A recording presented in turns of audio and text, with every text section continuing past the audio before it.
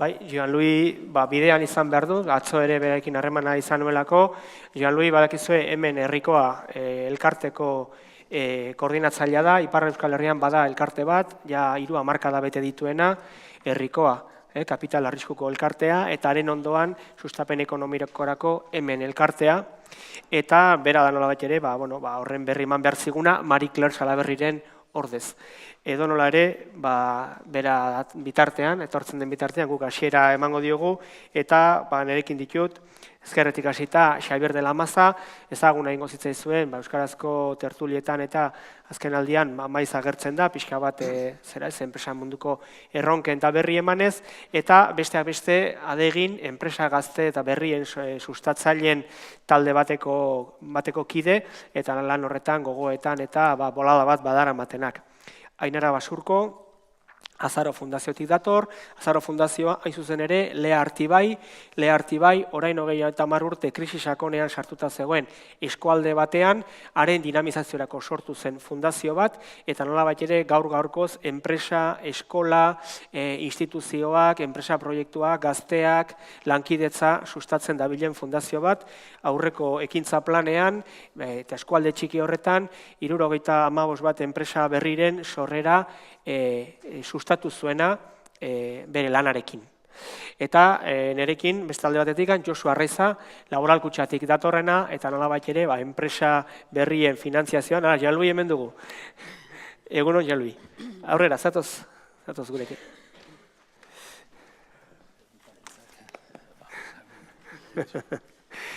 Ezaguna gara aspalditik eta horregatik agurtu dute. Ongi, orduan esan da bezala, Josu Arraiza beraz, eta gure kasuan enpresa arloko zuzendaria, eta nolabait ere enpresaren beste alderdi horri buruz ere hitz egingo diguna. Hau da, finantziazioa gaur egungo egoeran eta gaur egungo inguru honetan, eta hori ere inguruaren azpimarratzea garrantzitsua da. Esan bezala beraz, Jan-Lui, zu falta zinelarik, zu aurkeztu zaitut lehenik, eta azaldu dut pixkat hemen eta herrikoa zer diren, eta zertan zabiltzaten Ipar Euskal Herrian, eta hori esan da, xeri eta hasiera emango diogu. Saioa nahi baino laburrago joango zaigu, eta hasieran emandako denbora baino laburrago, eta gauza bat eskatu zaigu, bereziki harin edo bizkor ibiltzea. Orduan, prestatu dugun gidoiak badu nolabait ere halako ezaugarri bat. Enpresen erronkei buruz alegin egingo dugu betikoaz ez hitz egiten, eta betikoaz hitz egin behar badugu ere aleginduko gara beste formatu batean egiten. Beraz, eta nolabait ere lehen ariketa bat eskatu nien, idatziz guztiek jaso zuten, eta harin eskatuko diet bakoitzaren ikuspegitik zein den euskal enpresek duten erronka estrategikoena. Eta ez dakit horrela esateri dagoen estrategikoa bakarra den, bat baina gehiago izan daitezken, baina bakoitzari eskatuko diot bat azpimarra dezala. Eta ezkerretatik hasita, Xabier, zuri eskatuko izut lehenik. Zure ustez zein da, une honetan, euskal enpresek eta bereziki txiki ertainek duten erronka estrategikoa? Ne kasuan, enpresa txiki eta oso txikiak ezagutzen ditut, hor kokatuta nago, eta erronka asko daude, baina bat aipatzekotan esango nuke, bakoitza uste dugula Einstein txiki batzu gehala, ez? Hau da, dana dakigula eta berrikuntza guztiak egiteko kapaz gehala bakoitza bere enpresan. Eta hori metastasia duen minbizi bat bezala konsideratu ezakegu. Azken finean, bakoitzak uste du, sekretua daukala, berak iten dula oso ondo, eta hortik aurrera arazoak hasten dira. Ez diozu kanpoko batik gauza kontatu nahi, horrek elkarlana blokeatu egiten du hein handi batean, eta momentu honetan, finantziazio eza dagoen une batean, elkarlana bere biziko garrantzia dauka. Orduan, bakoitza munduko berena dela suposatzen badu, eta hortik aurrera gauzak nik bakarrik egin behar baditut, ez gea kapaz merkatura zerbitzu eta produktu honak helarazteko. Orduan, gauza asko, berri asko jakin behar ditugu, muskulo, elkarkidetzarako muskulo horiek sustatu behar ditugu, eta hori izango litzateke ikusten duan erronkarik handiena. Ederki. Beraz, ateak irekitzea, gero berriro ere aterako da elkarlanaren kontua, eta zehaztuko dugu. Ainara? Egun ondan hoi. Bueno, erronkak asko dira. Eta batez ere, epe motzean, enpresak eduki dezaketen erronkak oso ezberdinak. Segun eta zein den euren momentuko egoera. Baina, aipatu duzu estrategikoa, aurrera begirakoa. Eta nik aipatuko nuke asko entzuten ari den hitz bat hori adierazteko. Eta da, barne ekintzailetza. Gaur egun jadanik enpresentzat ez da nahikoa etengabeko hobekuntza. Hobetu daukagun produktua, merkaturatzeko modua, eta ez da nahikoa. Uztar topatu behar dira gauza berriak, negozio berriak, eta horretarako barne dinamikak antolatu behar dira enpresa barruetan. Zaintza estrategikoa egiten hasi, apustu bat eginez, personak ipiniz, baliabideak hori egin dadin, eta topatu seinaleak, aukerak, eramango gaituztenak berritzera. Benetan, balio proposamen ezberdin bat eukitzera. Eta izan daiteke gainera guztiz ezberdina. Beti egiten dugunetik aparte dagona.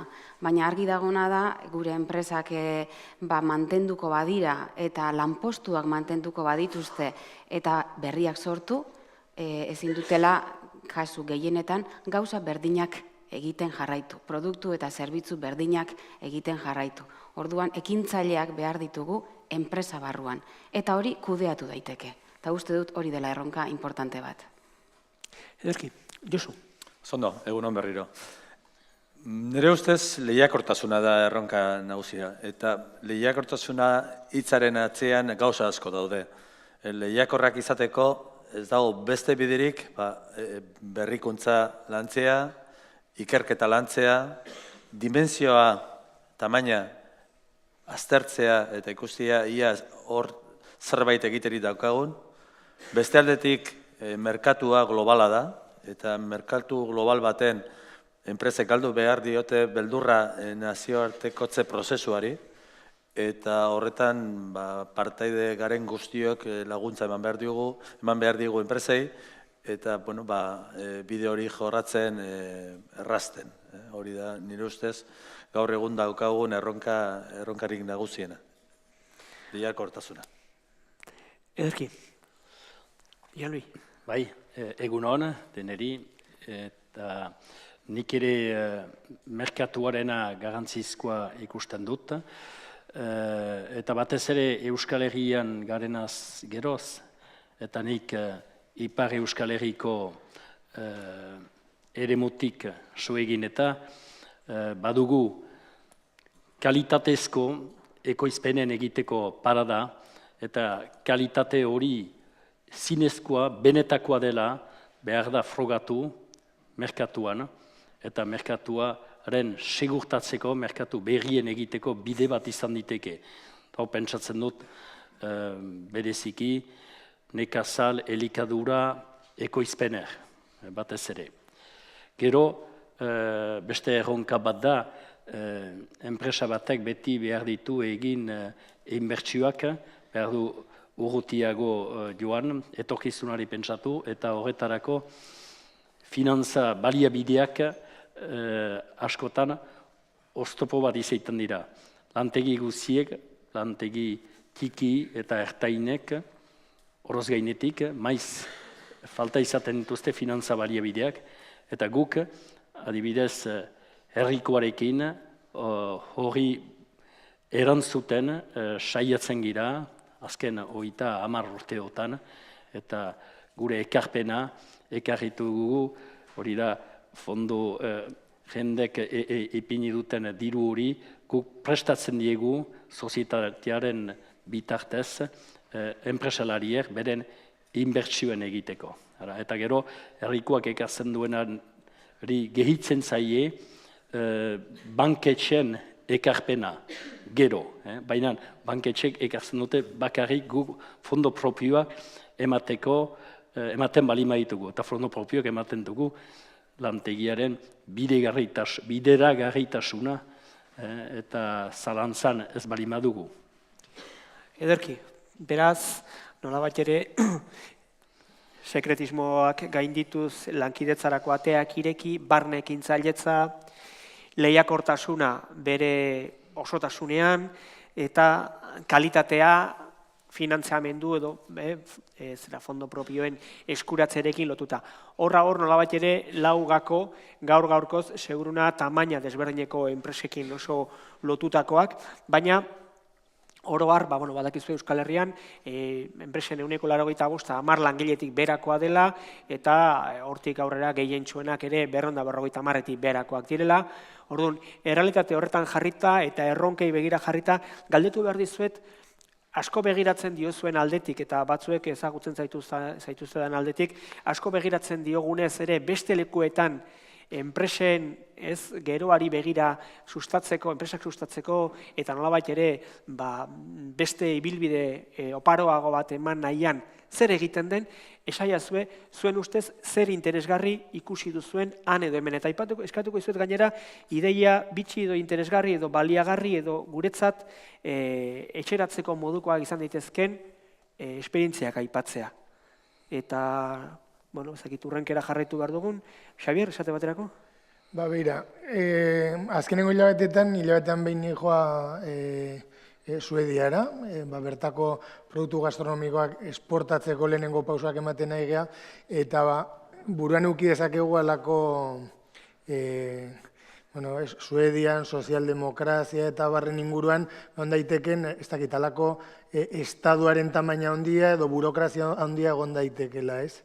Eta enpresaren inguruan, esan dezakegu, enpresa bat 5 minututan sortzen dela, internet bidezko formulario simple batetikan, banku bidezko transferentzia bat egiten dela, eta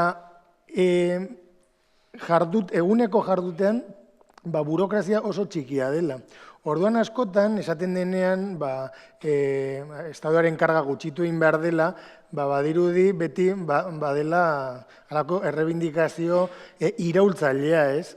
Eta munduko beste leku batzuetan, eta hurbil, nik konsideratzen dut, Suedia azkenean, bi hegaldi dira, 2 ordukoak, alboan daukagu, erreferente bada, ongizate estaduaren mailan, jendaren bizikalitatean, eta enpresi begira, beraiek, dena oso efizientea da, eta gero beste ideia badago estaduaren jardutaren atzean. Estaduak suposatzen du gizartea arduratsua izango dela. Eta nahiko kontrol gutxiago. Suposatzen duelako jendeak gauzak ondo egingo dituela.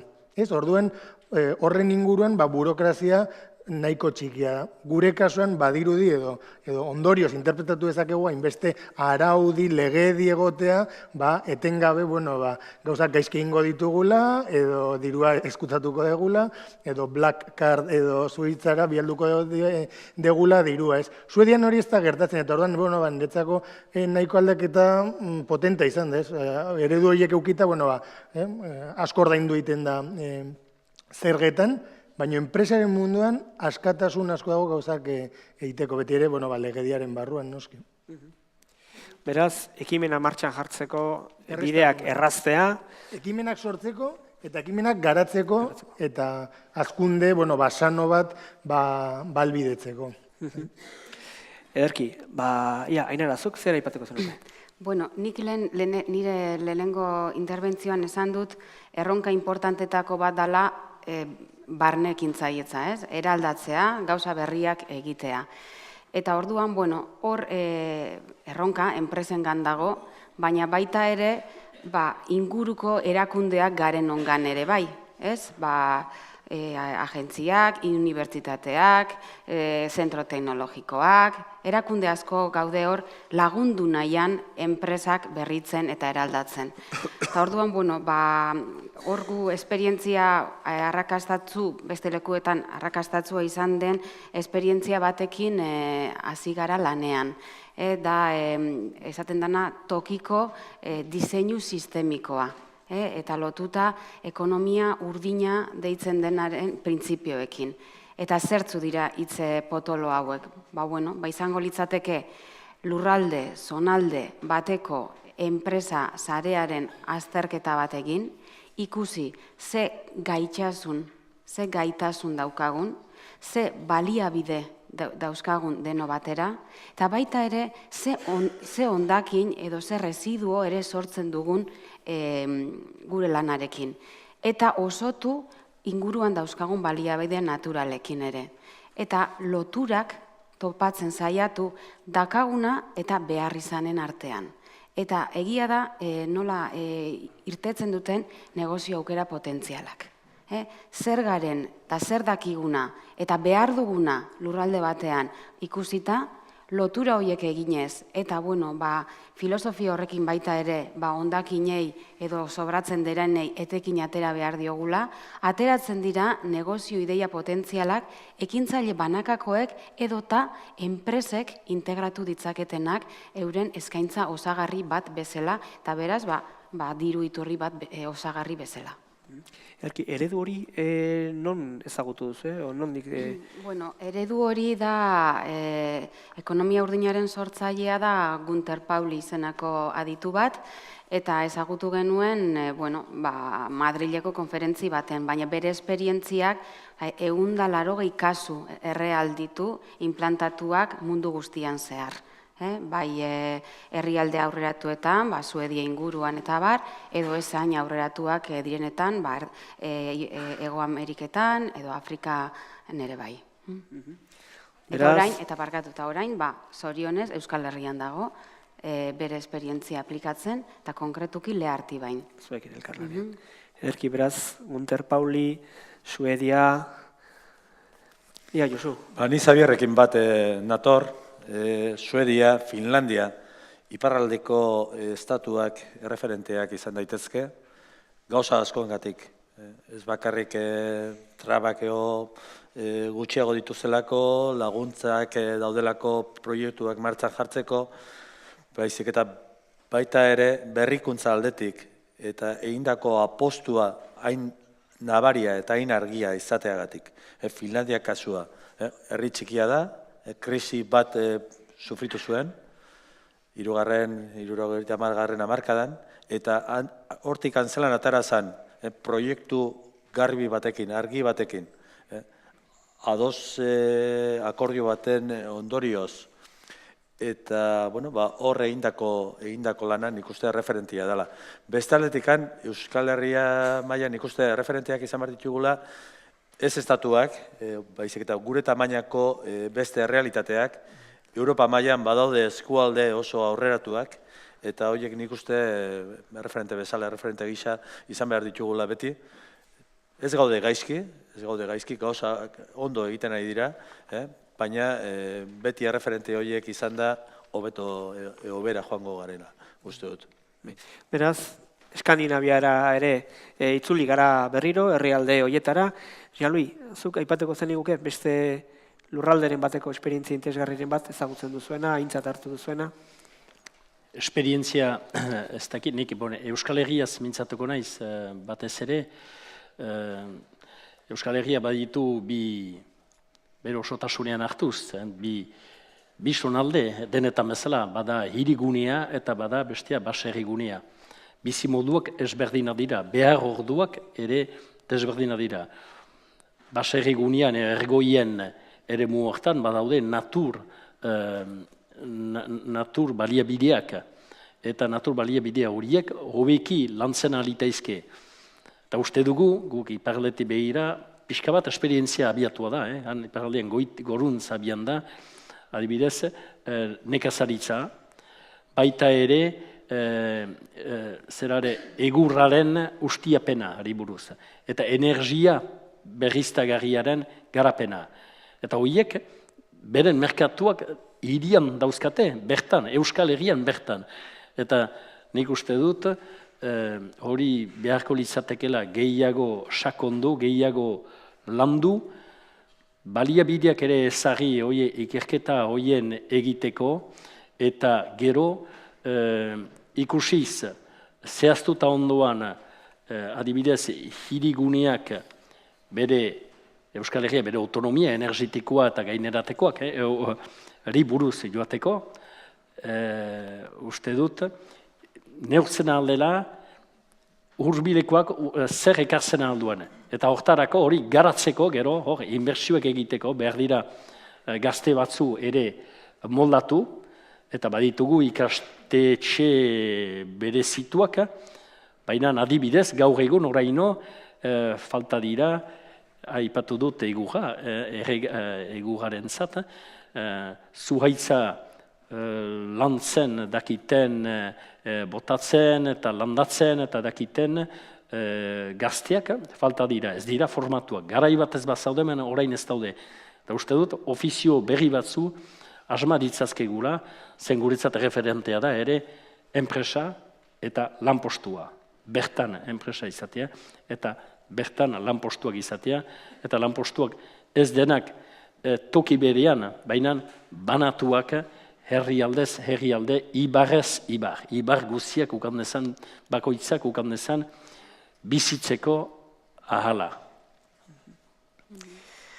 Ederki, Jean-Louis agroekologiaren bidetik eta Ipar Euskal Herrian barnealdean batez ere zabaldu den agroekologiaren inguruko eredu ugarietako bat, datu bat ematearren gainera, aurrekoan aipatzen zidaten, ez da, han sortzen den gazta oso irati sormarkarekin sortzen dena, era bat 100% saltzen dute urtearen buruan, eta beraz, bai, nolabait ere, ari direla hor eredu arrakastatsu bat, enpresa kooperatiba formatoan eta, hegoaldean horren ezaguna ez den zera aktibitate ekonomiko bat eta enpresa formatu bat ezagutzen. Datu batena den eta Josuk egiten zuen aipamenaren inguruan joan den astean ere ibili ginen gu patenteen gaiarekin eta Euskal Telebistan ere saio txiki bat izan genuen Maialen Iriarterekin eta datua prestatzen, hemen maiz begiratu izan zaio Baden-Württemberg zera, ezta? Alemaniako eskualde horri eta ateratzen zitzaigun eta Danimarkari eta bar, eta batean ziren, Euskal Herrian dira 51 patente milioi biztanleko, eta Danimarkan eta zeran Baden-Württembergen inguruan 260 eta 285. Beraz, pentsa, oraindik ere, dinamika aldetik patenteak sortzeari, ideia berriak garatzeari dagokionez, 51tik 285era badagoela bidea egiteko, ezta? Ederki, baina hori esan da, eta nolabait ere ikusi dugunez ere, enpresa erronkaren ikuspegitik non dauden aukera edo erreferentzia interesgarriak, orain galdetu behar dizuet, Euskal Herria inguru egoki bat da enpresa bat sortzeko? Eta galdera bai edo ez baino, agian erantzunak eskatzen du zertan bai eta zertan ez, labur, besez. Xabier, zuek gainera... Izango nuke bai, hau da, ekintzailetzaren munduan, normalan bi eszenario irudikatzen dira, alde batetik ekintzailea beharragatik eta bestea aukeragatik, ez? Herrialde oparo batean, normalean, badaude industria eta sektore potente batzuk, eta Euskal Herriak daukan indarra industriaren inguruan. Industria eta ari lotuta dauden zerbitzuetan, ez? Hau da, uste, Europa mailan, 130 inguruan, barne produktu gordinan 130 inguruan industriak duen indar hori, jada erregio gutxi mantendu iten dute. Gaina orain, ikusten nahi gehan nola adibidez, erresuma batuan, berriro, politika industriala, 80. hamarkadan baztertu eta bera bota intzuten, eta orain berriro berritu nahi dute, eta berriro eragin politika hori. Hemen politika hori mantendu eginda, azkenengo 30 urtetan, eta industria nahiko sendo edukitzaz gainera, nazioartekotze prozesu horiek mantendu egiten dira, eta ondoan dauden zerbitzu, industria zerbitzu guzti horiek oso sendoak izan dira, ez? Eta kanpoan ere zerbitzu horiekin lehiatu egiten dira, ingeniero horiek kanpoan ere lehiatu egiten dute. Orduan, nahiko lekua proposa izan daiteke, ezagutza nahiko intensiboa behar duten sektoretan, enpresa mota horiek egiteko.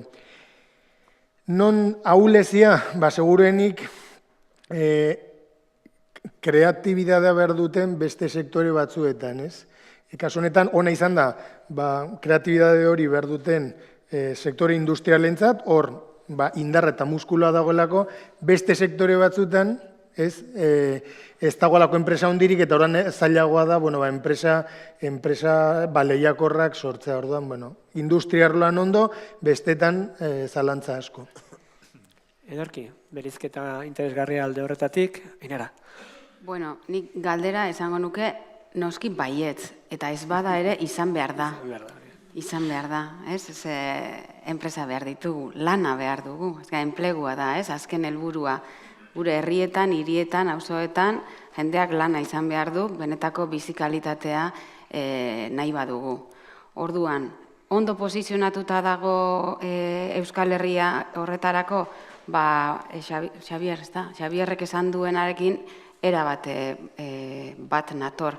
Batez ere, esparru tekniko horretan, ondo prestatutako unibertsitateak, zentro teknologikoak, pilo bat aditu, jende prestatua, enpresak internazionalizatuta daudenak, ohituta daudenak konpetitzen mundu globalean, erreferentzia ditugu pila bat, eta trakzio lana beste batzuekiko egin dezaketenak beraz, baditugu.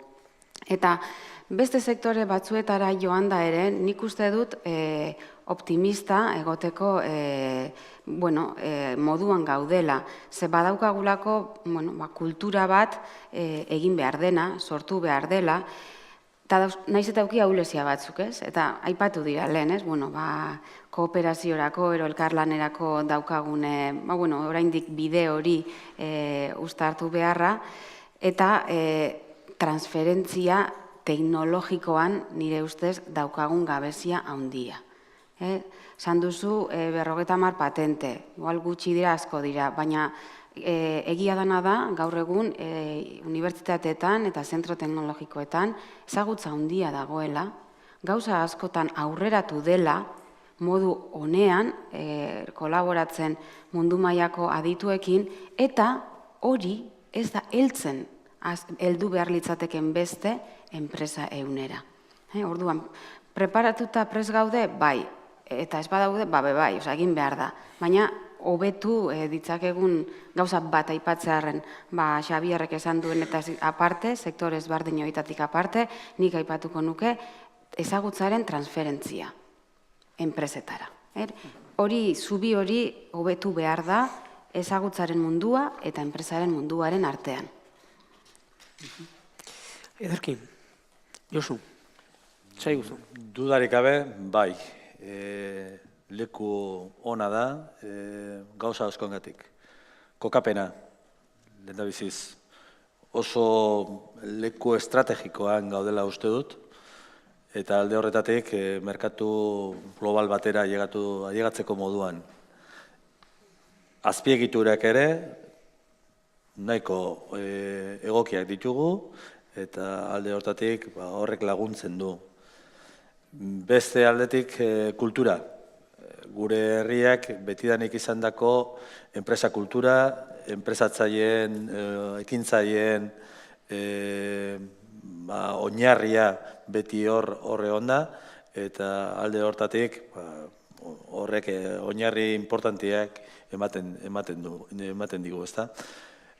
Formazioa, balorean jarri beharreko zerbait, hemen dugun formazio maila oso altua da, eta gaur egun hori ezinbesteko balore bat da.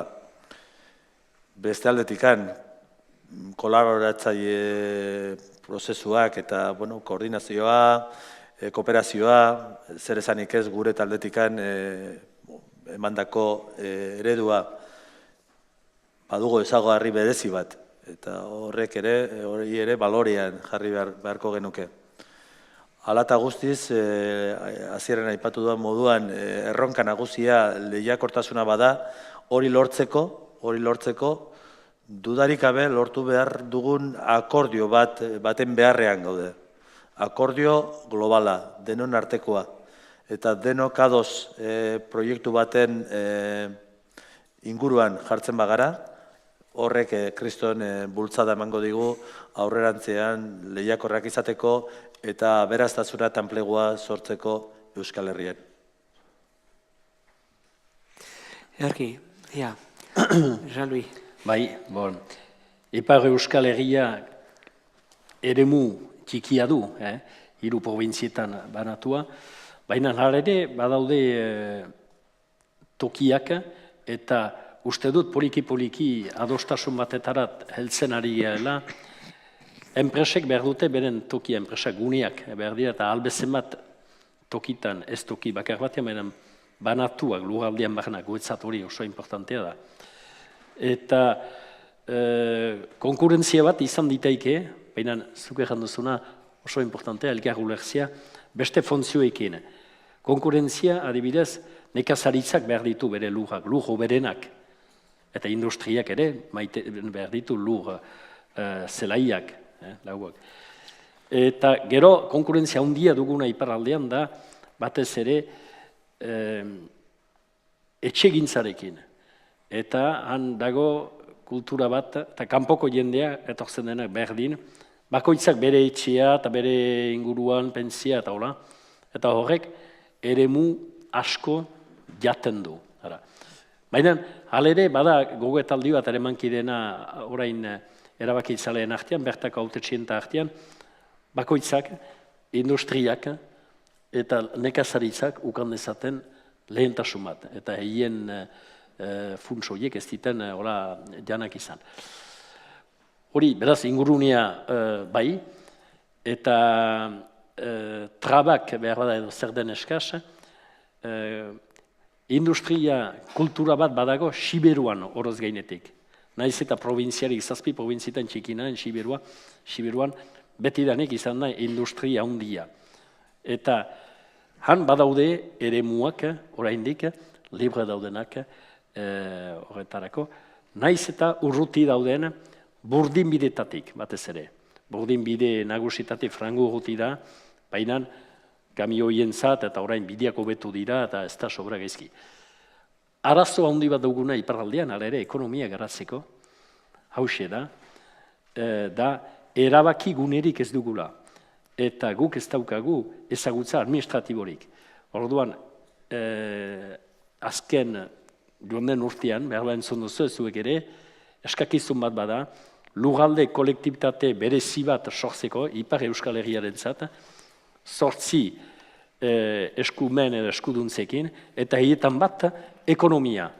Erren nahi betaf, ekonomia eta lurralde kolektibitate horre, baluke fiskalitate berezko fiskalitatearekin. Eta hori, baitez badakoa zauku, eta hori ez duguno, muga bat da, pixka bat, arrasta bat, bezala ematen dio, enpresagintzaren garapenari.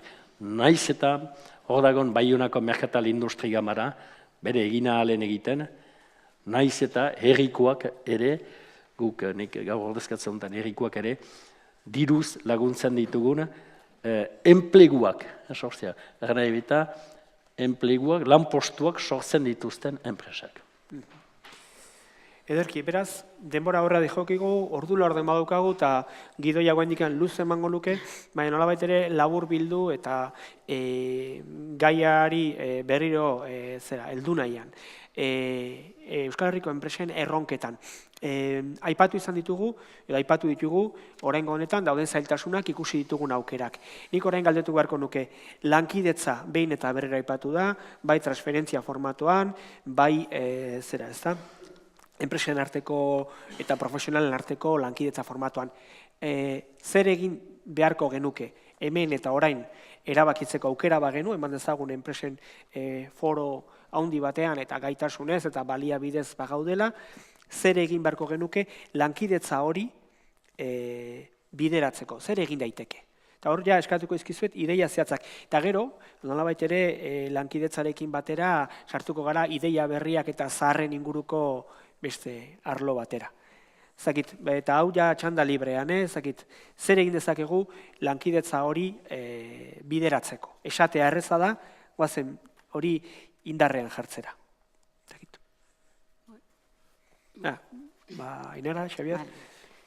Ni behintzat bi gauza etortzen zaizkit burura. Alde batetik, tokatzen zaidanaren ikuspuntutik, ez? Gu gara toki garapeneko agenteak.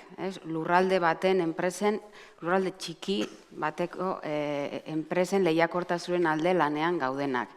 Eta, bueno, daukagu izan daiteke atalaia txikitsu bat, hau da, gaitxasuna ikusteko orokorrean, gure enpresa traktoreak, handitxoak, beste batzuk, hor dabiltzanak berrikuntzan lehen pausuak ematen normalean gerente indartzu batekin, eta berak asumitzen dituelarik erronka gehienak, beste batzuk, bezero bat biri erantzuna ematen estankatuta daudenak, eta beste batzuk itota daudenak, arazo finantzieroak eta sozialak medio. Guk hori ikusten dugu. Ikusten dugu ere bai, hau, honen gaitasunak zeintzu diren, arenak, bestearenak, hemen ikutu ezkero beste hori ere sartu alko litzatekela. Hau da, badaukagu atalaia txiki horretatik ikusteko gaitasuna zer egin dezaketen elkarrekin, eta elkarrekin egite horrek ze onura ekartzen dien, bai batzuri eta bai besteeri. Eta ikusi dezakegu ze aukera emergente dauden, eta gure enpresek eraman alko lituzketenak aurrera. Orduan, nire ustez, gureak moduko erakundeen erronka handia da lan horretan sakontzea. Topatzea aukerak, negozio aukera interesgarriak, enpresekin batera, eta bidea egiten laguntzea eurei elkarrekin egin dezaten. Beti erakusten, biek irabazten dutela. Eta horretarako asko laguntzen dute adibideek. Ikustea benetan, A eta B elkartuta C egin zuten eta begira nola dabiltzan. Orduan, bidea egiten dugun heinean, enpresa batzuekin garrantzitsua da erreferente positiboak erakustea. Hori alde batetik.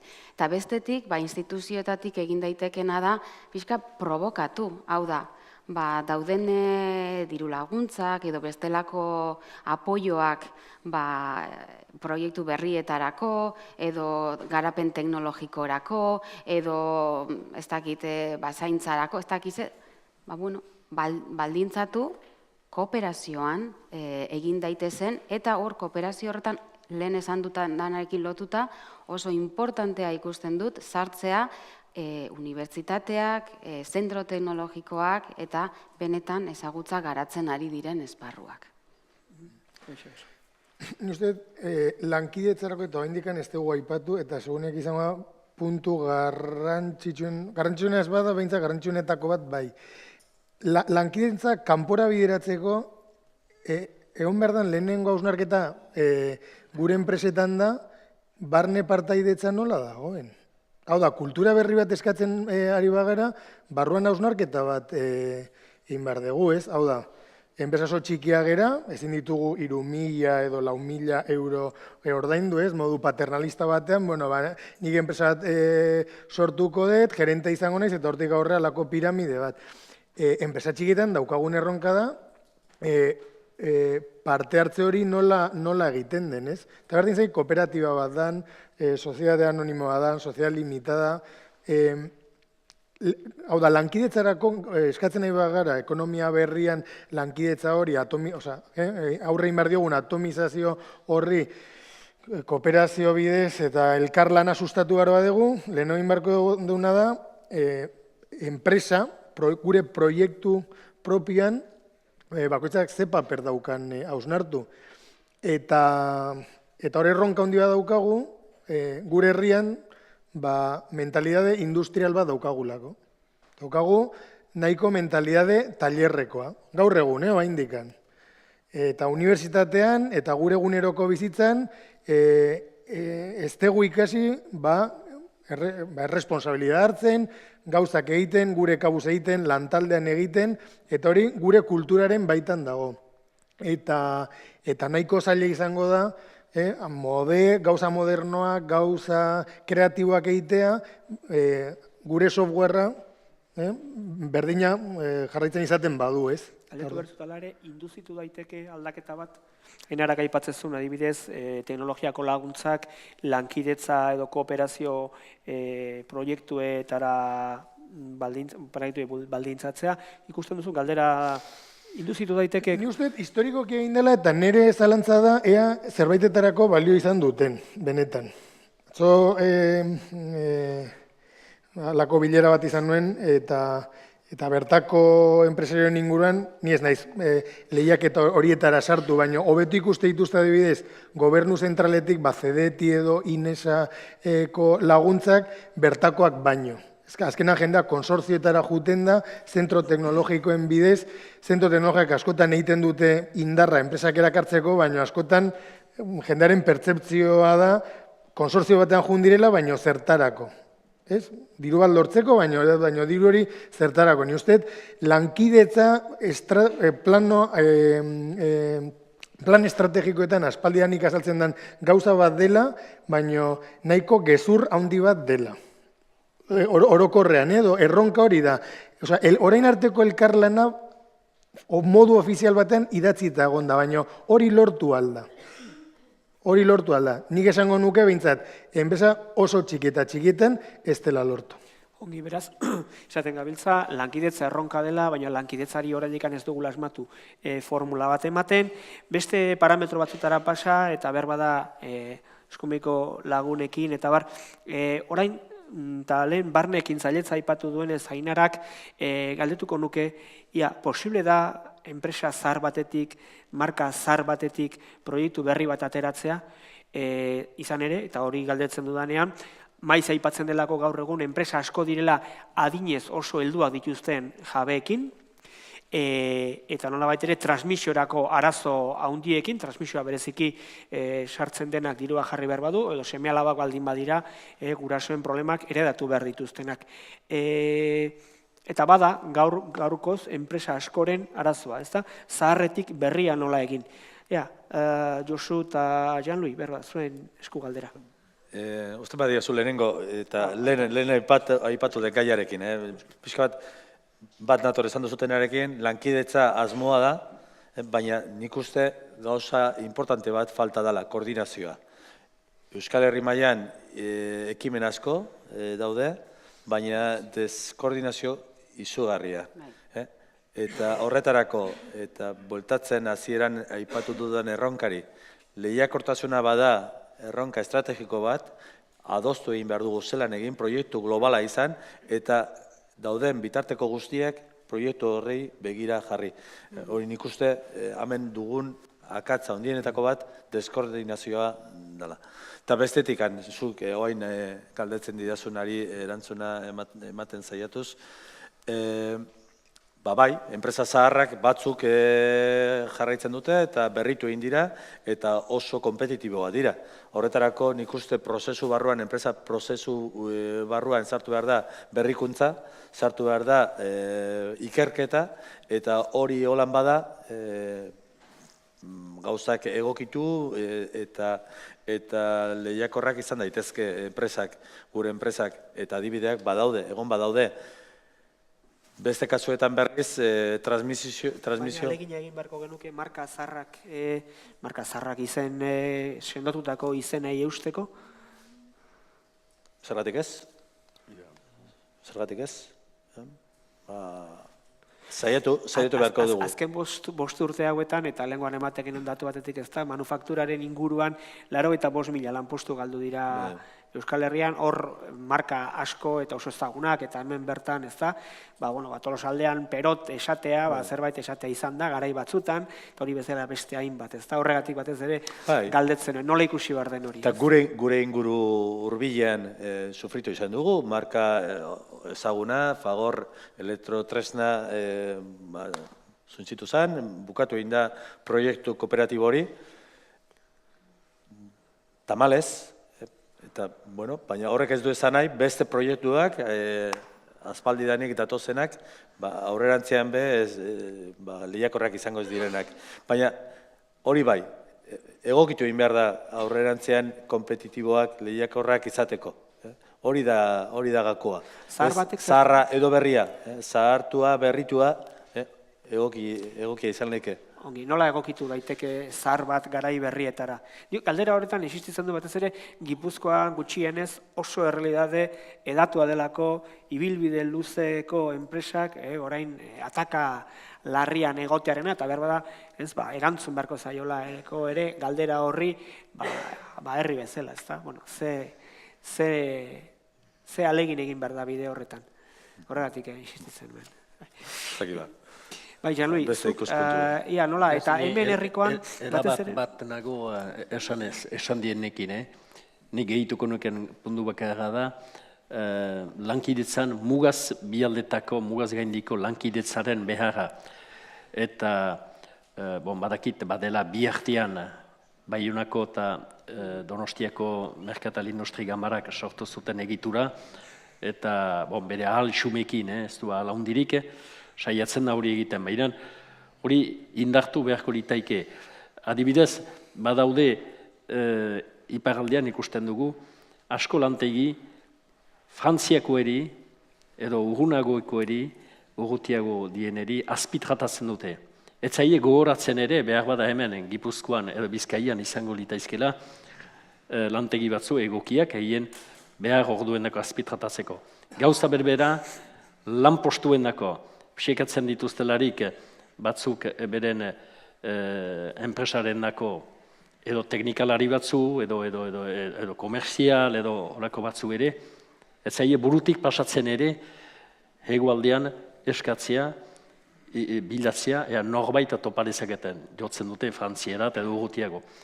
Eta behar da, pentsatzen dut, hegoaldean ere joera berdintsualizatekela. Gu saiatu ginen hemenekin, antxusen Euskal Herrilan zutik emaitera, hori mugaz bialdetako lan eskaintza, horien pixka bat kudeatzeko. Ez usteko bakarrik INEM eta hango Frantziako, Pariseko Polamploaren esku, baina Euskal ikuspegitik ere, ez ginuen lortu, egualdean ere ezpaitzaldean prest eta egailan horiek, agian ego mate sortu baina. Hara hor, bada, nik uste sail bat, eta zuk egiten duzuna, geruari buruz, enpresen jarraipena, batzutan familian ez da ondoko horik, interesatu hori dagoenik, orduan, ez balin bada informazioa esan ez, alako tokian esekatzen du norbaitek lanpostua da gero, behar da zerbait egin diteke. Eta batzutan badira, interesatuak ere lantegiaren erosteko edo arra hartzeko kooperatiba munduan ere, iparaldean ere berriz ari da, kooperatibaren ideia hori indarra hartzen gu saietzen gira, hemen elkartetik hori bultzatzera. Hara, hor badira pista batzu, salbu hori denak ongi antolatzeko, ongi koordinatzeko, behar dira giza baliabideak, eta giza baliabideak, kostatzen dira, behar da, borondate politiko bat, gu faltaukagu han, zeren ezpeitaukagu fiskalitate propiorik, Frantziak du erabakitzen, Akitaniako kontseiluari behar ditugu galdatu diru laguntzak, enpresak nahi bali maute garatu. Eta Akitania, orain izanen da, entzun duzu behar da, Poitou Charente eta Limousin, beste herrialde batekin batetaratu, orduan, pentsa Euskal Herria zoin tikia izanen den, handik begiratuta. Ara, guk hortan dugu arazo hondiera. Markatu, baina horrekin jarraituz, hemen ez da, nire ustez, problema ez da zaharra berria, baizik eta aldatu egin behar dela pentsamoldea. Eta enpresa barruan, orain arte izandako enpresario alde batetik, langileak bestetik, sistema baten edo bestian, hori aldatu egin behar da. Eta langileek hartutako konpromisua eta enpresari banatzeko eta enpresa aurrera eramateko modua beste modu batekoa izan behar da. Eta aurrerantzean olako izan behar da enpresa. Hori nik uste aldatu egin behar dela. Ez marka berria edo marka zaharra. Enpresa barruko lan egiteko modua. Demora agortu zaigu, erretare deitu digute, eta honekin iruditzen bazaizuenik, aipamin txiki batekin itxi nahiko nuke gaurko saioa. Egia da, gidoia prestatzerakoan ere alegindu garela, edo naizela kasu honetan, ez ohiko eta behin da berriz aipatzen diren hainbat arazo ekartzen ezagunak zirelakoan, eta ez dakitzuek batzatu zen, baina gaur hemen entzun dugunarekin garbi da, gutxienez, Euskal enpresen erronkari begira jarreta eta tamaina desberdinak hor egonda ere, ari garela hitz egiten enpresen sorrera eta garapen eta gestiorako erraztasunez hitz egiten ari garela barne ekintzailetzaz eta beraz behetik gora datorren indar batez hitz egin dugula eta Jean-Louis eta Aldortek Gainarak biak ere ekonomia urdina edo tokian tokiko baliabide eta lotura antolaketa sistemikoaz hitz egiten dugula lankidetzaz, beraz seguruna oker hanka sartzeko zera arrisko ere badugu, baina 10 bat urteren buruan eta berriro zerak, ezta? Robertrek eta bera adiskide gonbidatzen gaituztenean honelako saio batera hitz egingo dugu, behar bada beste enpresa egitura batez, beste errealidade batez eta seguruna askoz ere eraginkorrago bat. Azpimarratuko nukena da eta ideia bat ekartzeagatik ona 10 urte barru ukaezina izango dela Lapurdi edo Nafarroa bereko Zuberoako, Gipuzkoa eta Nafarroako enpresen arteko lankidetza nahi badugu eta ez badugu, aleginduko gara euskaraz ere izan dadin, baina lankidetza hori hor egongo da, oportunidadea ukaezina delako, naiz eta egon Baionako itun famatu hori Paris eta Madrilen artean, alde batetik hori, eta bestetik zalantzari gabe euskarak leku berezi bat izango duela, ez bakarri mugaz gaindiko harremanak errazteko orduan, baita ere, nolabait ere, komunitate bat bere bidean, ez soilik elkararteko komunikazioan, baina baizik eta aberastasuna sortzen jarriko duelako, eta balio izango duelako horretarako, ezta? Orduan nolabaiteko bilduma hori eginda eta atera diren ideiak interesgarri dituko zitzaizkizuelakoan, honekin uzten dugu saioa, ezagutu dituzue zein baino zein jantziagoak arlo honetan, eta beraz referentziak orain ez bada gero, ere eskatu ahal izango dizkiezue. Eskerrik asko zuen arretagatik.